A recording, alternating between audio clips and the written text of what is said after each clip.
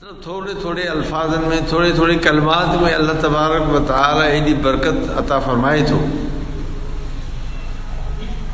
ऐं उन जो वॾो दर्जो ऐं मक़ाम हासिल थिए थो।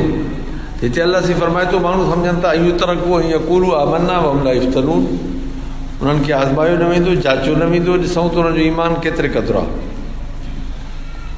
हालांकि अल्लाह खे त ख़बर आहे, अल्लाह आलिमुल ग़ैब व शहादा आहे, लेकिन हिकिड़ो कानून आहे फितरत जो। अल्लाह तबारक व तआला फितरी कानून जे हवाले सां पूरे मख़लूक़ात खे पाबंद कयो आहे। पहिरियों पहिरियों हुन जा पाबंद करण वारा थियण वारा अल्लाह जा रसूल आहिनि, पोइ हुन जा सहाबा किराम आहिनि रिज़वानुल्लाह अलैहिम अजमईन, सुम्मा व सुम्मा ताबिईन तब ताबिईन इला यौमिद्दीन, क़यामत ताईं इहो सिलसिलो हले थो।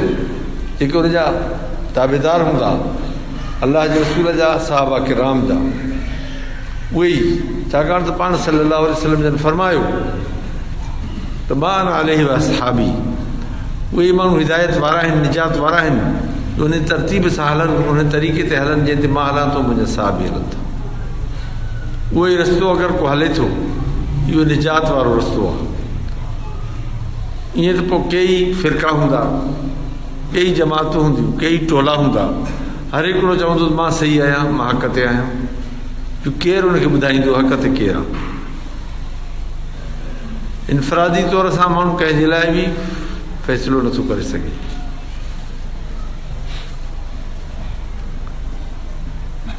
अल्लाह खे ख़बर आहे।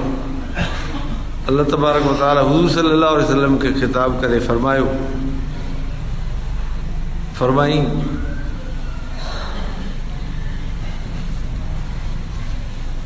वल्लाहु यअलमु इन्नहुम लकाज़िबून इज़ा जाअकल मुनाफ़िक़ून क़ालू नशहदु इन्नका लरसूलुल्लाह वल्लाहु यअलमु इन्नका लरसूलुहु वल्लाहु यशहदु इन्नल मुनाफ़िक़ीन लकाज़िबून।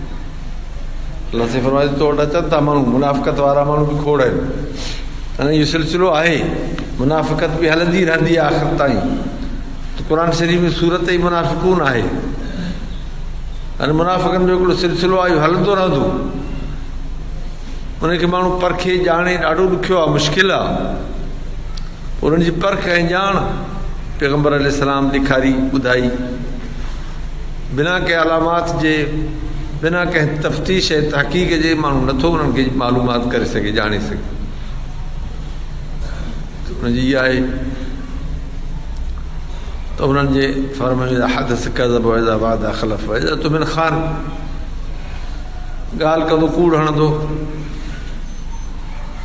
वाइदे ख़िलाफ़ी कंदो, अमानत में ख़यानत कंदो। इहे उन्हनि जा अलामात आहिनि जेके ॿुधायो। बाक़ी ईअं त माण्हू दिलि जी ख़बर कंहिंखे बि न आहे। ख़ुदि हुज़ूर सल्लल्लाहु अलैहि वसल्लम खे अल्लाह से फरमाए थो,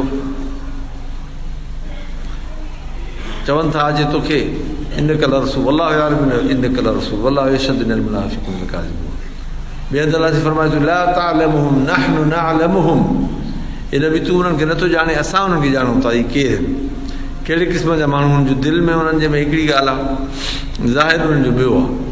दिलि में हिकिड़ी ॻाल्हि आहे, उन्हनि जो ज़ाहिर ॿियो आहे। लाज़मन इन खे माण्हू मालूम करण जे लाइ उहे ई तरतीब, उहा ई तरीक़ो इस्तेमालु कंदो जेको प्यारे पैगम्बर अलैहिस्सलाम सेखारियो ऐं ॿुधायो उम्मत खे, सहाबा किराम खे ख़ुसूसन, ऐं मेयार हक़ सहाबा किराम खे करार ॾिनो ऐं फरमायूं इहो ई मेयार हक़ आहे। ऐं उन्हनि जी सुन्नत तव्हांजे लाइ लाज़मी ऐं ज़रूरी आहे। ख़ुसूसन ख़ुलफ़ाए राशिदीन जे लाइ फरमायूं अलैकुम बिसुन्नती व बिसुन्नतिल ख़ुलफ़ाए राशिदीन अल महदीयीन अद्दू अलैहा बिन्नवाजिज़ औ कमा क़ाल नबी सल्लल्लाहु अलैहि वसल्लम। फरमाई वलक़द फ़तन्ना अल्लज़ीन मिन क़ब्लिहिम, असां अॻियनि खे बि आज़मायोसीं, फ़लयअलमन्नल्लाहु अल्लज़ीन सदक़ू वलयअलमन्नल काज़िबीन। ज़रूरु ज़रूरु असां ज़ाहिर कंदासीं, ज़रूरु ज़ाहिर कंदो अल्लाह ताला सचनि खे, ज़रूरु ज़रूरु ज़ाहिर कंदो कूड़नि खे। माना सच ऐं कूड़ तव्हांखे परखिणो आहे, ॾिसणो आहे। लेकिन तव्हांखे मालूमात थी वञे, पोइ इन मां तव्हां पंहिंजो फ़ैसिलो ते नज़रसानी कयो, सम्झो नज़रसानी कयो, ॾिसो त असां कहिड़े रस्ते सां हलूं था, इहो हक़ जो, हिदायत जो आहे या गुमराही जो आहे। सोचे सम्झी पोइ हलो, छाकाणि त क़ुरान शरीफ़ ते हलण जी दावा त हर हिकु कंदो। हुज़ूर पाक सल्लल्लाहु अलैहि वसल्लम जी रिसालत जी दावा हर को कंदो, केरु इहो न आहे जो केरु इनकार करे। सभु इनकार, सभु दावा कनि था असां अलाह जे रसूल जा उम्मती आहियूं, क़ुरान शरीफ़ खे मञींदड़ आहियूं। तंहिं करे माण्हू खे पाण खे इहा ॻाल्हि परखिणी पवंदी, सोचणो पवंदो, सम्झणो पवंदो त दीन हक़ कहिड़ो आहे। छो त पाण सल्लल्लाहु अलैहि वसल्लम जन पंहिंजे ज़माने खे सुठो ज़मानो फरमायूं ख़ैरुल क़ुरून करनी सुम्मा लज़ीन यलूनहुम सुम्मा लज़ीन यलूनहुम सुम्मा यफ़शुल कज़िब। फरमायूं भलो दौर मुंहिंजो दौरु आहे, पोइ सहाबा किराम जो दौरु आहे, पोइ ताबईन जो दौरु आहे।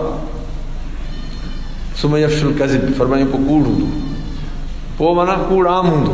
पोइ कूड़ खे सच खे सम्झणु परखणु वॾी हिकिड़ी सोचणु फ़िक्र जी ॻाल्हि आहे।